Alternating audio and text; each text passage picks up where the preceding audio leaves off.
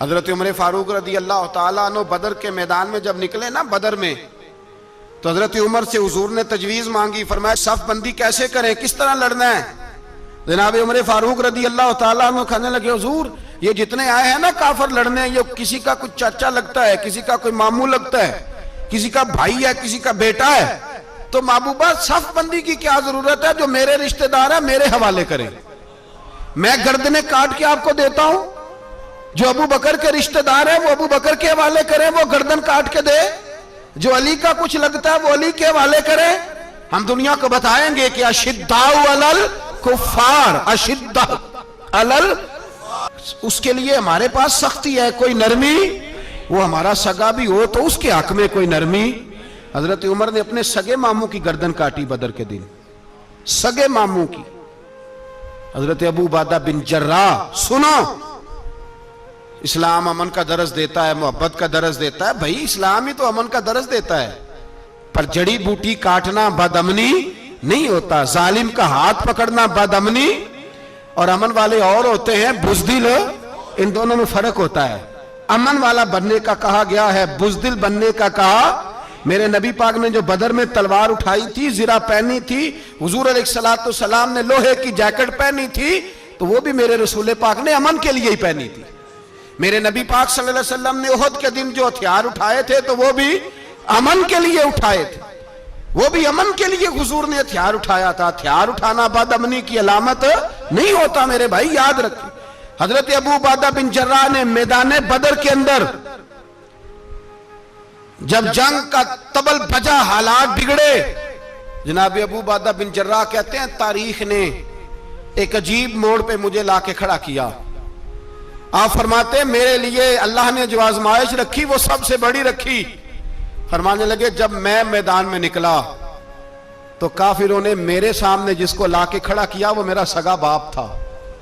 اور فرماتے ہیں اب مشکل بن گئی، عشق تیاگ دومی ایک برابر، تے عشق دا سیک ودھیرا، اگ تے ساڑے ککھ تے کانے، تے عشق ساڑے تن میرا، تے اگ دا دارو می تے پانی، کوئی دسے ہیں عشق دا دارو کیڑا، بلے شاہ تھے کچھ بھی نہیں بچدا جتھے عشق ہوران دا ڈیرا۔ فرمانے لگے اب میرے لیے سامنے باپ، ادھر بیٹا۔ اب فرماتے ہیں دو رستے تھے، باپ بچاؤں یا رسول اللہ کا دین بچاؤں۔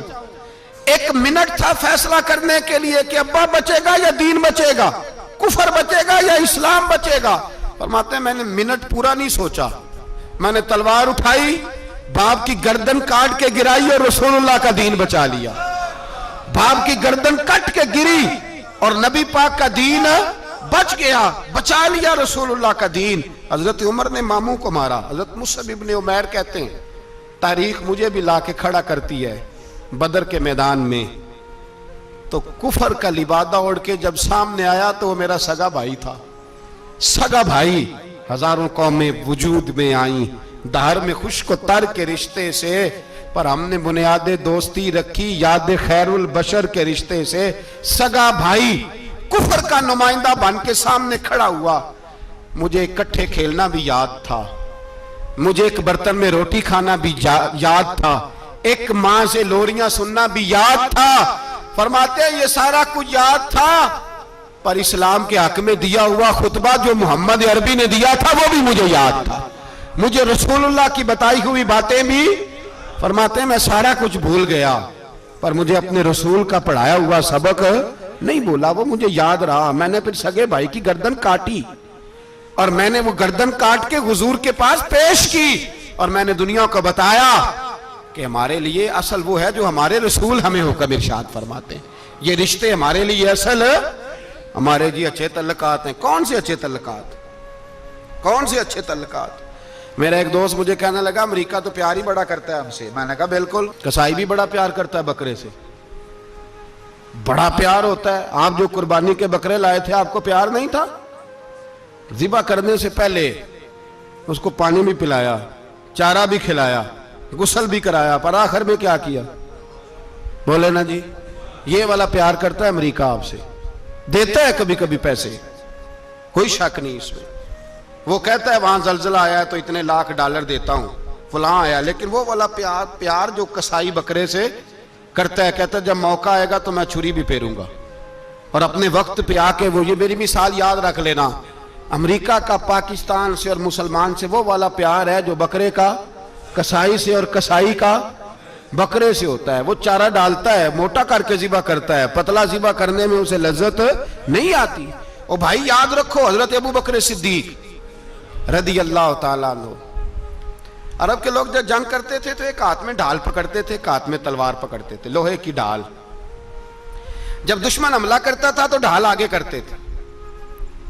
وہ کئی دفعہ ٹکرا کے ڈھال سے تلوار گر جاتی تھی. حضرت ابو بکر صدیق میدان میں نکلے, بیٹا کافروں کی طرف سے لڑنے آیا ہے, سگا بیٹا. اور میرے مصطفیٰ کریم نے فرمایا اولاد بزدل کر دیتی ہے آدمی کو, پر جب ایمان پختہ ہو تو پھر صحابہ نے اس بزدلی کی بھی پرواہ نہیں کی. سگا بیٹا کافر کی جانب سے آیا, حضرت ابو بکر صدیق نے تلوار سے حملہ کیا, بیٹے نے ڈھال آگے کی. جب صاحبزادے نے ڈھال آگے کی نا تو حضرت ابو بکر کی تلوار لوہے کی ڈھال سے ٹکرائی, تلوار گر گئی.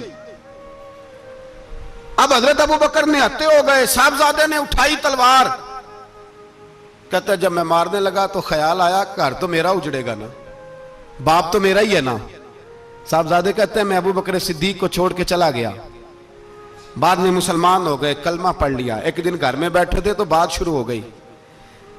صاحبزادے کہنے لگے ابا جی وہ یاد ہے نا جب میری ڈھال سے آپ کی تلوار ٹکرائی تھی اور تلوار گر گئی تھی تو میں نے آپ کو باپ سمجھ کے چھوڑ دیا, میرا ہی گھر اجڑنا تھا باپ سمجھ کے.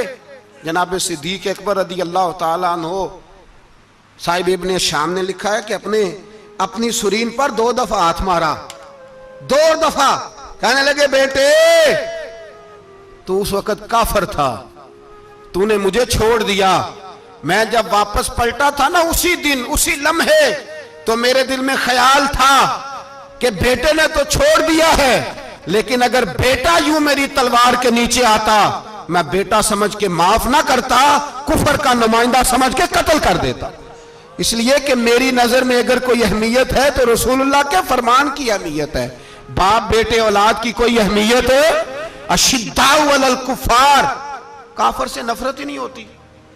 یہاں تو موج لگ گئی ہے, ایک عام نوجوان سے لے کے عام آدمی سے وزیر اعظم تک کی سوچ یہ ہے کہ رہائش امریکہ میں ہونی چاہیے, لندن میں ہونا چاہیے, بس یہی سوچ ہے. اب تو اللہ تبارک و تعالیٰ معاف کرے جس کے پاس پاسپورٹ ہے لندن کا, یورپ کا, وہ سمجھتا پتہ نہیں میں کون سی بلا ہوں. چھوڑو, کس چکر میں پڑ گئے ہو, کس طرف نکل گئے ہو. صدر صاحب امریکہ کے صدر کے ساتھ فوٹو کھچاتے ہیں تو وہ 2 فٹ اونچا ہو جاتے ہیں. بس کرو یار, یہ کمزور لوگوں کی علامت ہے, کمزور لوگوں کی. حضرت عمر فاروق رضی اللہ, مجھے پلٹ کے یاد آتے ہیں سیدنا فاروق اعظم. حضرت فاروق اعظم رضی اللہ تعالیٰ عنہ سے عیسائی بادشاہ نے کہا میں ملنا چاہتا ہوں. آپ فرمانے لگے ٹائم نہیں, جو تجھے ملنا ہے وہ مدینے کے غریبوں کو نہ ملوں گا, وہ رسول اللہ کے نوکروں کو نہیں ملوں گا, تجھے مل کے کیا کرنا ہے. میں انہیں ملوں گا جن کے لبوں پہ رسول اللہ کا درود جاری ہے, جو مصطفیٰ سے پیار کرتے ہیں. مجھے تجھ سے ملنے کی کوئی ضرورت ہے. ہمارے ہاں وہ نفرت نہیں کفر کے لیے جو مسلمان کے دل میں ہونی چاہیے, وہ مزاج ہی نہیں ہمارا, وہ شعور ہی نہیں. ہم جب بھی اتحاد کرتے ہیں کافر سے اتحاد کر کے اپنے ہی بھائی کو مارنے لگتے ہیں. وہ جی لڑائی ہو رہی تھی, بھائی کا بھائی سے اختلاف نہیں ہوتا گھر کے اندر, پھر وہ دشمنوں کو بلا کے لاتا ہے کہ میرے بھائی کو مارو.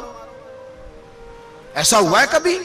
اگر آپس میں اسلامی ممالک کا اختلاف ہے بھی تو کافر کو لاؤ گے مارنے کے لیے, کافر کو لاؤ گے. اور یہاں ایک آدمی قید ہوا تھا امریکہ کا, پوری دنیا کو مصیبت پڑ گئی تھی. سمجھ آ رہی ہے؟ نام لینے کی ضرورت تو نہیں, بات کی سمجھ آ گئی آپ حضرات. ایک آدمی قید ہوا تھا اور انسانی حقوق کی تنظیمیں اور ہمارے اپنے اندر سے بڑے بڑے, میں روشن خیال نہیں, میں روغن خیال کہتا ہوں ان لوگوں کو, بڑے بڑے روغن خیال اٹھ کے کھڑے ہو گئے, جی انسانی حقوق کی بات کرو, جی ایسے ہو گیا, جی ویسے ہو گیا. لے گئے بندہ چھڑا کے. یہاں روز خون کی ندیاں بہتی ہیں. اقوام متحدہ جس سے مسلمان بھیک مانگتے پھرتے ہیں کہ مسلمانوں پہ مظالم بند کراؤ, اقوام متحدہ نے کہہ دیا کہ دنیا کی مظلوم ترین اقلیت کا نام برما کے مسلمان ہے. اقوام متحدہ نے رپورٹ دے دی پھر مر نہیں گئے سارے اسلامی حکمران؟ شرم اور غیرت کے ساتھ کسی گڑھے میں دفن نہیں ہو گئے؟ تمہیں للکار کے انہوں نے کہا کہ یہ سب سے مظلوم ہیں، ان کا کچھ کرو۔ چند دن پہلے یہاں ننکانہ صاحب بے سانیوں نے جلوس نکال کے کہا مسلمانوں شرم کرو، ان کی مدد کرو۔ پوپ بول پڑا، پوپ ایسانیوں کہا کہ مسلمانوں کہاں ہو، کدھر ہو تم، ان کی مدد کرو، نکلو ظلم ہو رہا ہے۔ پوری دنیا چیخی۔ آپ کے ملک میں آ کے امریکہ ڈرون حملے کر جائے تو آپ کی وزارت داخلہ کو بعد میں ہوش آتا ہو ہمیں تو پتہ نہیں چلا، ہم تو سوئے ہوئے تھے، وہ حملہ کر گیا۔ اور عالمی قوانین کی مخالفت کر کے برما کی حکومت کہتی ہے کسی صحافی کو بھی ہم اندر نہیں جانے دیں گے، ہمارا ذاتی معاملہ ہے۔ ایسے بے شرم لوگوں کو اپنا نمائندہ بناتے ہو، جنہیں ہوش تک نہیں اس بات کی۔ ہم نے کلمہ پڑھا ہوا ہے نبی پاک صلی اللہ علیہ وسلم کا،